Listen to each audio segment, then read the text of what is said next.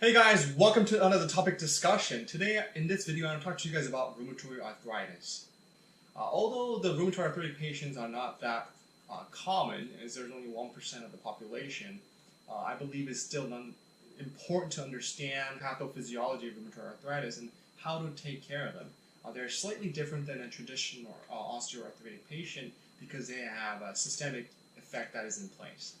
So the point of this presentation is to learn about the rheumatoid arthritis and the treatments that are available, and to understand the problem that comes along with rheumatoid arthritis, and what kind of additional detail or care do we need to provide for patients who have rheumatoid arthritis undergoing surgeries.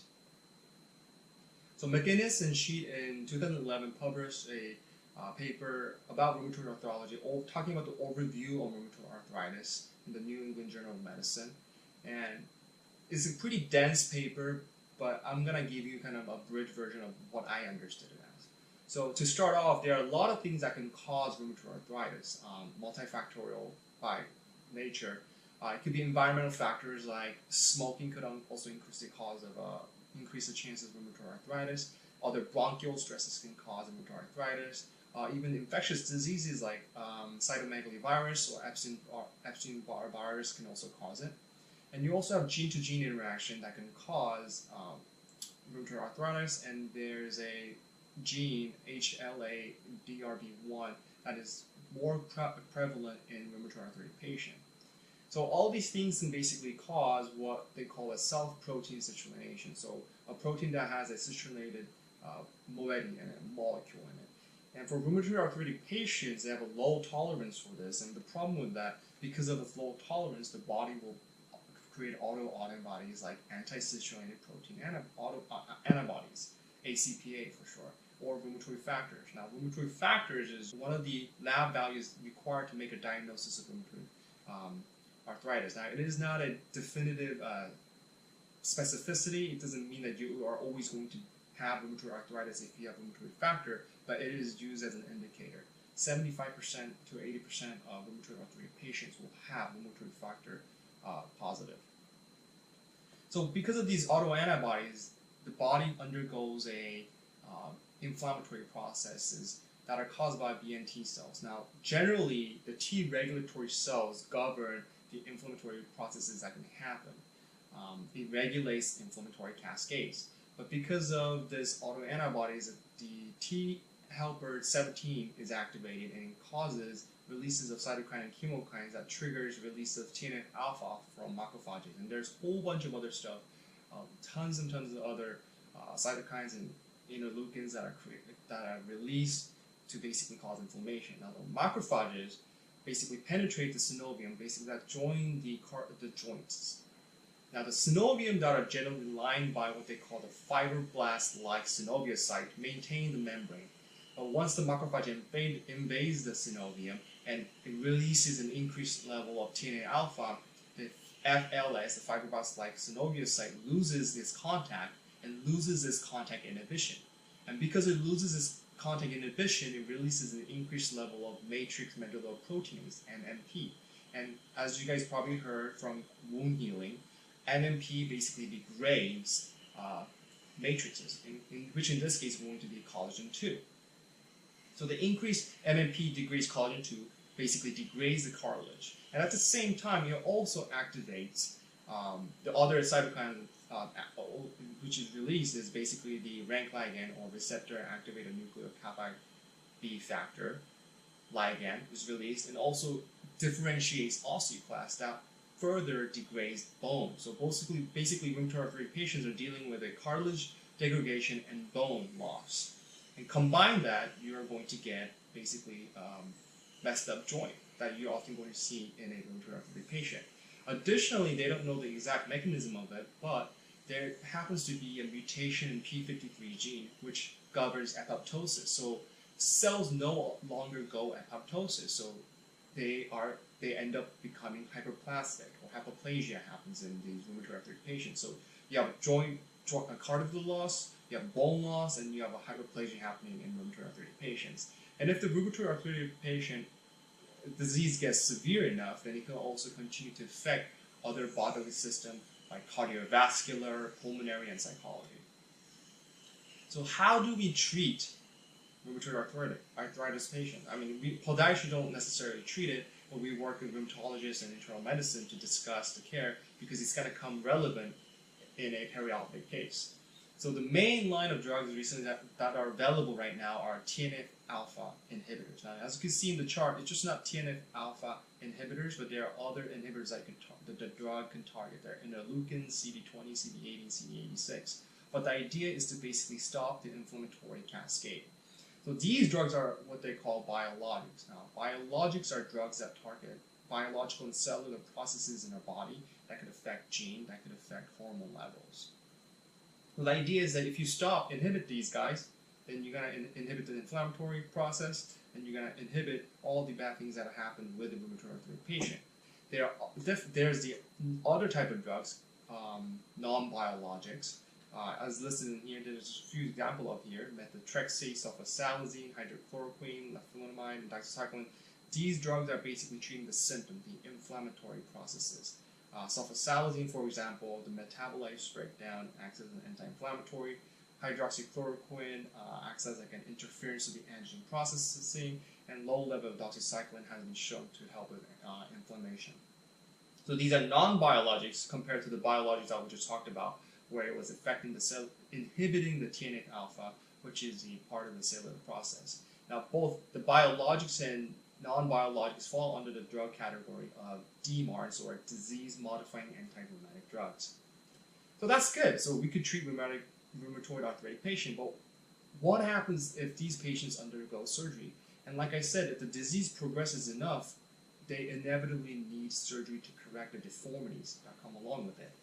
But the problem is this TNF-alpha, which is a required mediator for wound healing and surveillance of infection, if it gets inhibited because of the drug, then they will basically just theoretically have an increased chance of infection, and they will not be able to heal wound because TNF-alpha is used for wound healing.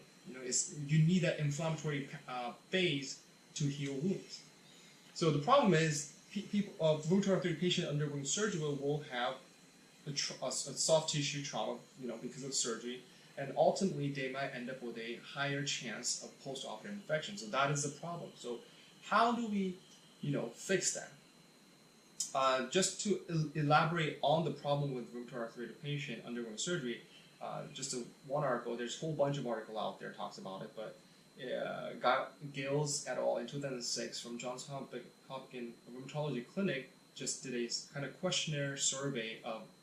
They started with about 200 rheumatoid arthritis patients, and they observed it for about 5 years, and they asked questions whether or not you had any orthopedic surgery going, and if you did you have any severe infection? Now, the severe infection they consider to be deep infection, deep tissue infection, osteomyelitis that basically required an IV antibiotic.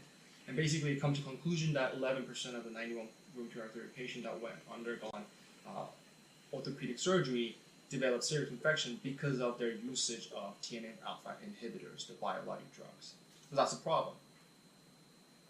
So how do we modify the drug regimen to basically help rheumatoid arthritis patient undergo surgery successfully without the increased chance of infection? So Goodman et al. And expert panel of a whole bunch of authors in 2017 released a guideline. This guideline was a collaborative effort between the American College of Rheumatology and orthopedic arthroplasty surgeon of hip and knee, and they can come to conclusion of how to treat patients undergoing orthopedic surgery with rheumatoid people who are at the same time taking these rheumatoid arthritic drugs. So the one is continued current DMARDs. These are the non-biologics that we talked about: the methotrexate, doxycycline, leflunomide, sulfasalazine. You could continue those because they're not really affecting the TNF-alpha per se. They're only affecting the anti-inflammatory processes, the symptoms of it. So it's okay to continue patients on those drugs undergoing orthopedic surgery. So the second point is to withhold the biologics and plan on doing the surgery at the end of the dosing cycle. I'll talk more about that on the next slide. And then you want to start the biologic after there is an evidence of wound healing, and that's generally they recommend waiting about 14 days to see that slight epithelializations occurring, and then the wound is probably going to heal, and then you can continue on with the biologics. Now, fourth one is, we didn't talk about it, but stress dosing. Now, stress dosing is relevant in not just rheumatoid arthritic patient, but patient who takes long-term use of glucocorticoid, like a prednisone, for example.